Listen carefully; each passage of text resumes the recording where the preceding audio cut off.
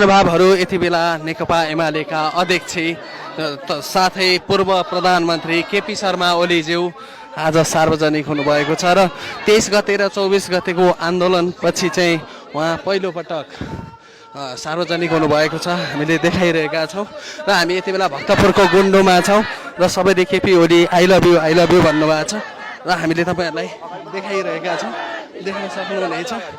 र केपी शर्मा ओलीज्यूलाई धेरैले देख्न चाहिरहेका थिए र धेरैले सार्वजनिक हुनका लागि पनि आह्वान गरिरहेका थिए र आज महेश बस्नेत लगायत अन्य व्यक्तिहरूले आज सम्बोधन गर्दै हुनुहुन्छ।